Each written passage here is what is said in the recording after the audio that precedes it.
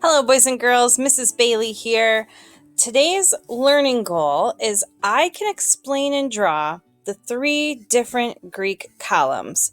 So you are looking at my computer screen right now as if we were in school and I was going to show you a slideshow before we start our art project. So right now I'm going to go through this with you and we're going to learn some really cool facts about some ancient history.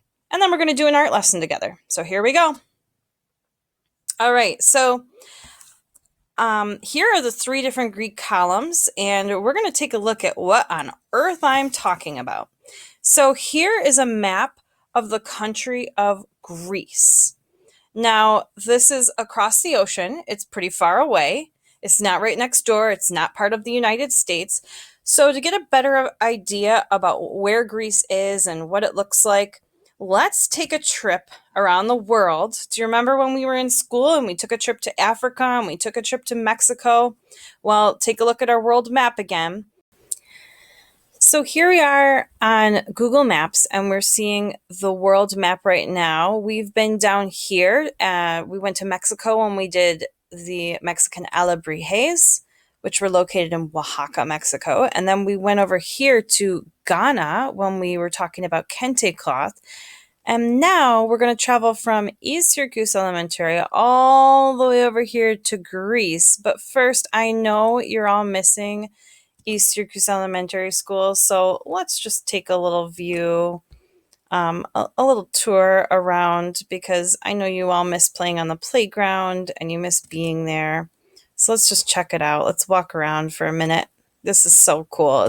Google Maps is really neat because you can get the street view at times. You can really see things up close and personal.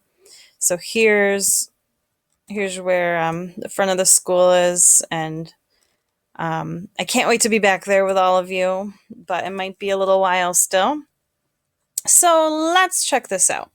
Let's go back over here, and I'm going to get some directions to go to the place that we're talking about. We want to go to the Parthenon in Athens, Greece. So I'm going to type in Parthenon.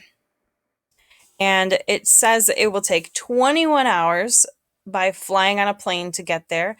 There's no other options. We're not going to bike. We're not going to walk. We're not going to take a car or a bus. So you're going to have to fly, and it's going to take about 21 hours. It's going to be a pretty long flight. So if we zoom in to the actual Parthenon, and let's get the actual world view from satellites. So this is what it would look like if you were a satellite flying up in the air. Let's just click on this photo, and that way we'll be able to see some really interesting photos of the Parthenon, this ancient Greek building. I want you to take a look at these columns because that is what we're going to be focusing on today. I have two short videos to show you in a minute, and one is about the Parthenon itself, and the other is about the column. Do you see any differences in these columns right here from these columns right here? So just take note of that, and we'll talk about that again in a few minutes. So this is a really, really interesting building. Here it is up on a hill where it was built. You can see it from all around Greece. And there's a really, really cool view, and you can see how the city is built all the way around it. Now, because it is so old, it is in ruins. It's not an active working structure by any means. It's a place to go visit, and that's why you saw the scaffolding around it in that first picture, because they're fixing it and repairing it and making sure that it doesn't get any further destruction to it. So let's head back to the slideshow for a minute. So some cool facts about ancient Greece are that they did invent a lot of really cool things. They were very, very intelligent people.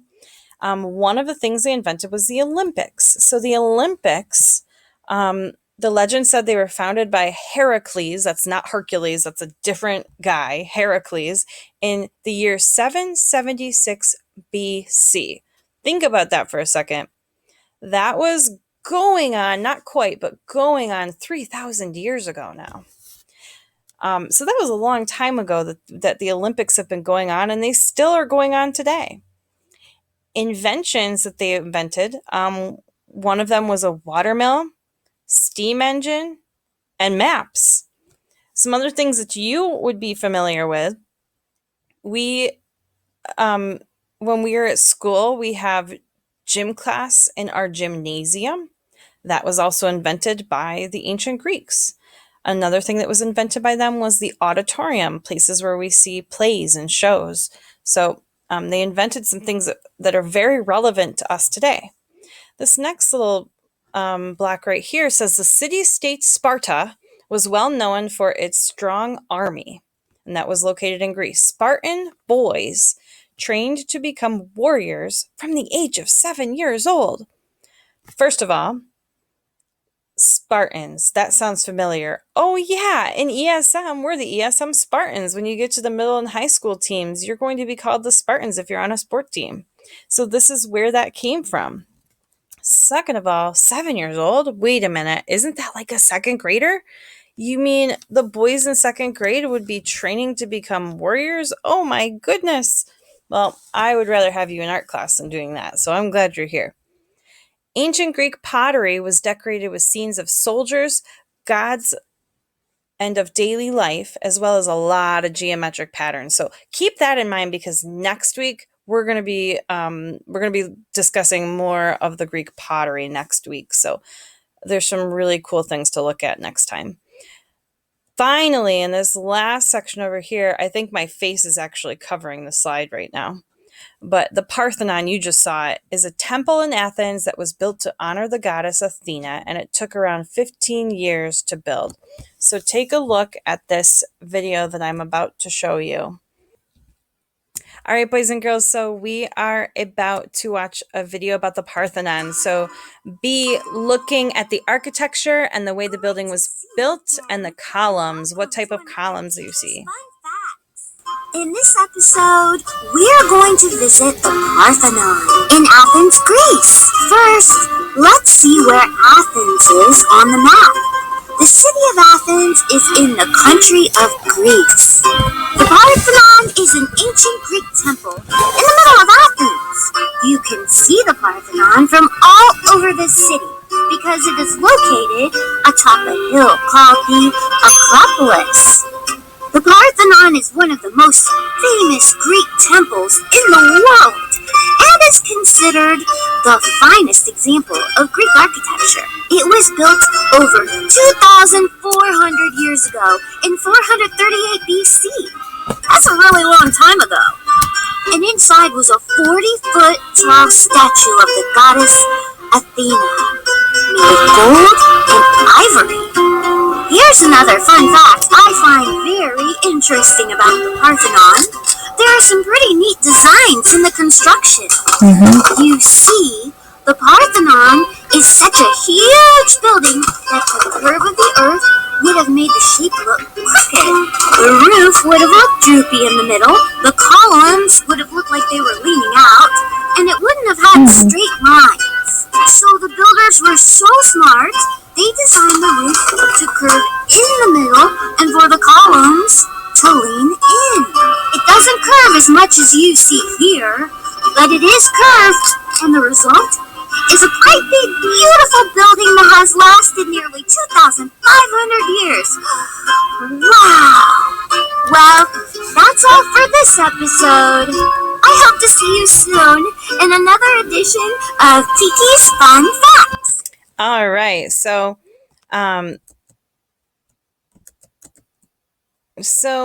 the Parthenon is a very, very interesting building, and it took a lot of hard work to build.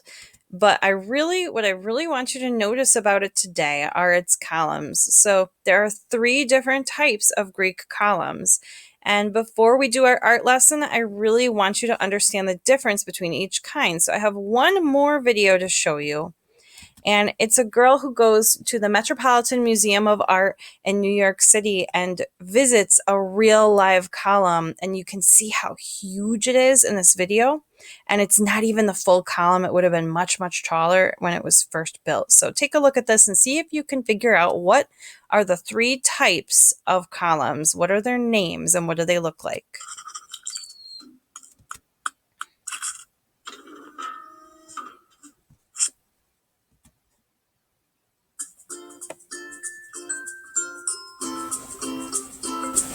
Hi, I'm Ella, and I'm 10 years old.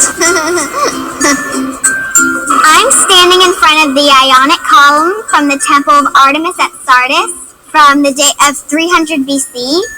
And this column was originally over 56 feet tall. It's huge! If you come to the Metropolitan Museum, it would be very hard to miss seeing this column. Ancient Greek architects had 3 different types of columns, named the Doric, the Ionic, and the Corinthian columns. The Doric had the simplest design. On the top, it's very plain. It's kind of like a half circle in a way. The Ionic has scrolls on both sides of it. There's 4 spirals, 2 in the front and 2 in the back. It kind of looks like a pillow to me. Corinthian, I think, is decorative. Looks like an ornament. It looks like there's leaves coming out of it and then flowers in it, so it looks like a flower bush. They make me feel really small. I like the Corinthian because in the Corinthian you could find hidden flowers and leaves and types of designs, and it's made out of marble too, so it must be so hard to make such fine details.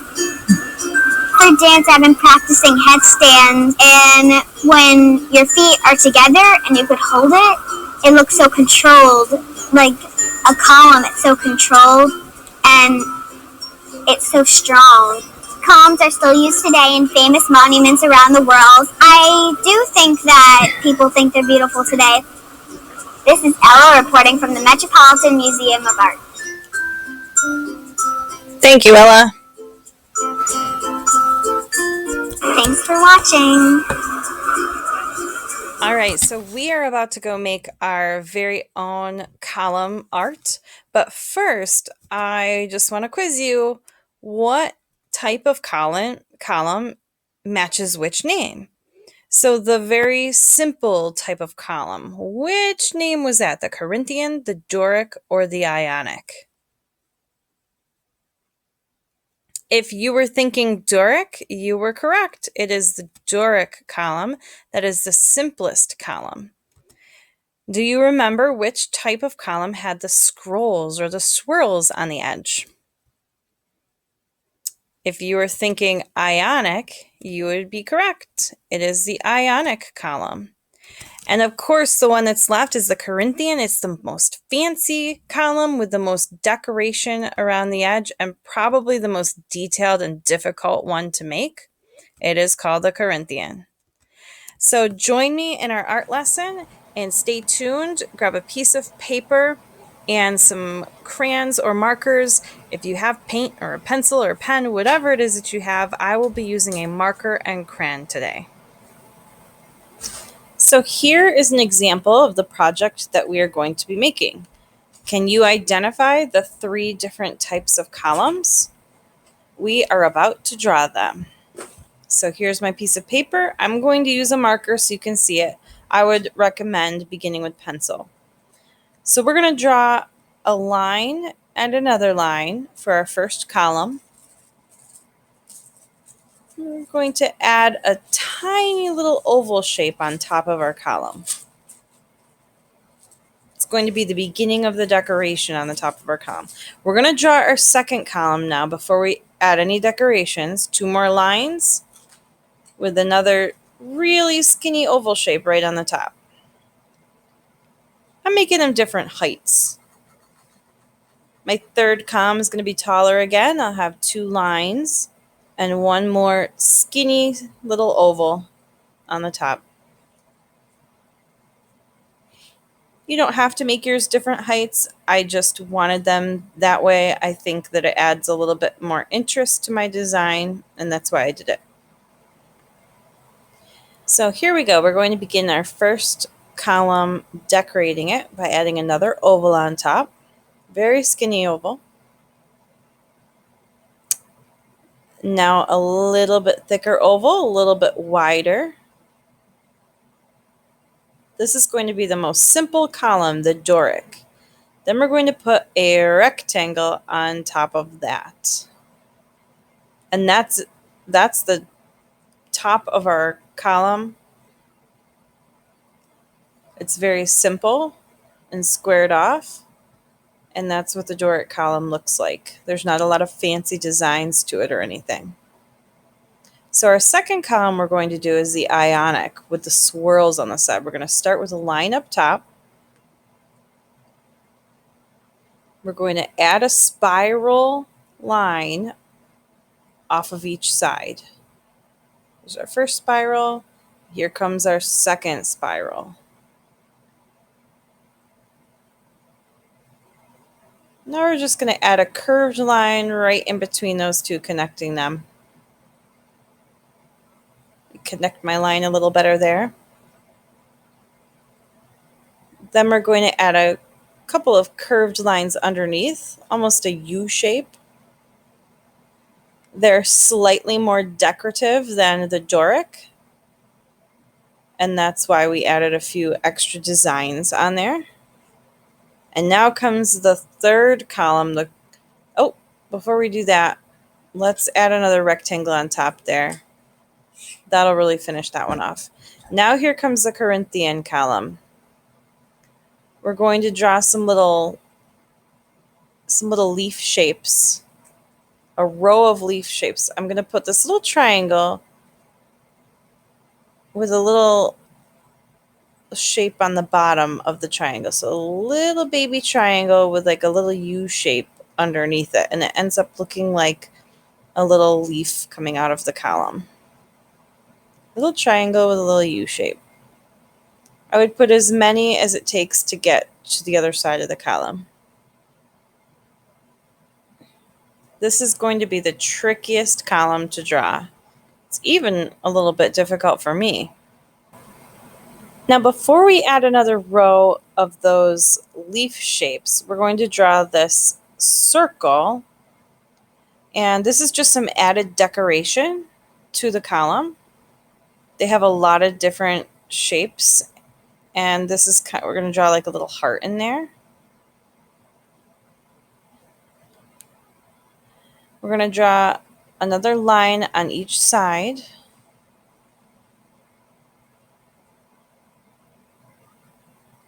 Now we're going to go back through and we're going to draw those little leaf shapes again with the triangle on top and the little U shape underneath. Little triangle on top, so maybe even like a little oval shape. Doesn't matter so much what shape it turns out to be, as long as there's a little oval or triangle on top and a little U shape on the bottom, and it'll look leaf-like. It'll look Corinthian column-like. It's tricky, so just to give it your best shot and do the best you can, and that's all I ask. Right now my leaves are looking a little bit crooked, but I'm going to go with it. All right, we're going to do some bigger shapes, bigger leaf-like shapes coming up.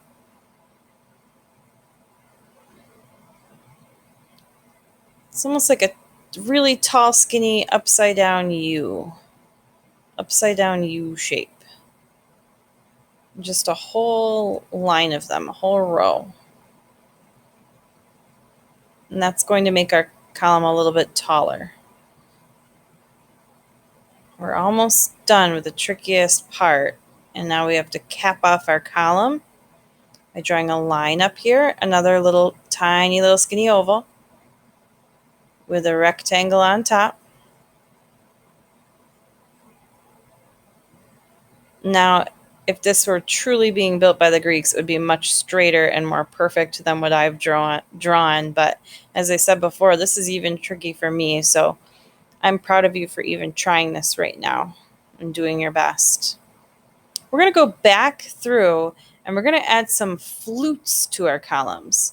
It's just a really tall, skinny U shape. And then it comes back down. Then we're going back up and make another tall, skinny U shape. And come back down. Then we're going to go, it's an upside down U shape, by the way. tall, skinny, upside down U shape. I fit 4 in mine. And it's okay, my lines aren't perfectly straight up and down, but that's all right. And I'm going to go through on my other 2 columns and do the same exact thing. Put in some really tall, skinny, upside down U shapes. Those are the flutes of the column. So if you were standing in front of a real column like the girl in the video was earlier, if you touched the column, you'd realize how much had been carved out of the column to make it the shapes and the lines as beautiful as they are. So these lines are representing an area that has been carved out of the column and really, oh, I'm going to add some lines up here too. Since it is the most decorative one, I'm going to add another leaf shape over there because that was just bothering me. It was a little lopsided. And now we have one more column to draw our flutes on. Tall, upside down U, really, really skinny. It's really just a line that curves at the top and comes back down.